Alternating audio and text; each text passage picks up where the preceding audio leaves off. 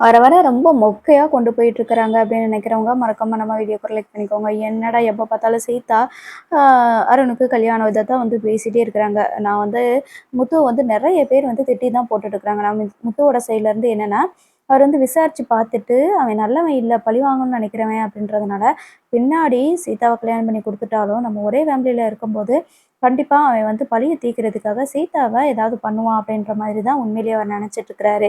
ஆனா, அதெல்லாம் இல்ல நல்லபடியா பார்த்துக்கிறேன் அப்படின்னு சொல்லிட்டு, அருணாவது இறங்கி வந்து பேசணும். அவரு என்ன பண்றாரு அப்படின்னா, "உனக்கு தான் அவ்வளோ திமிரு இருக்குமா? நான் எதுக்கு உன்ட்ட இறங்கி போகணும்?" அப்படின்னு சொல்லிட்டு அவருமே விடாப்பிடியா இருக்கிறாரு. அதனால, ஒருவேளை சீதாவுக்கும் அருணுக்கும் கல்யாணம் முடிஞ்சாலும் கூட, இந்த மாதிரி தான் நிலைமை தொடர்ந்துட்டே இருக்கும் போல இருக்குது.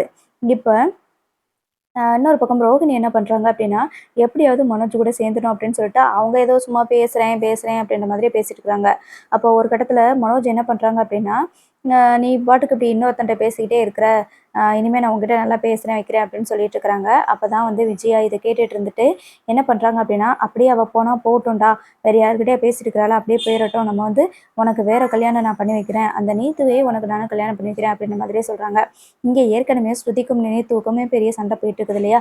அப்போ நீத்துவ சமாதானப்படுத்துறதுக்காக அடிக்கடி வந்து விஜயா நீத்துவ பார்த்து மீட் பண்ணிட்டு இருக்கிறாங்க. அப்பதான் மனோஜ பத்தியும் சொல்றாங்க. சரி, ஓகே. இதுக்கப்புறம் என்ன நடக்குது அப்படிங்கிறத வெயிட் பண்ணி பார்க்கலாம். தேங்க்ஸ் ஃபார் வாட்சிங்.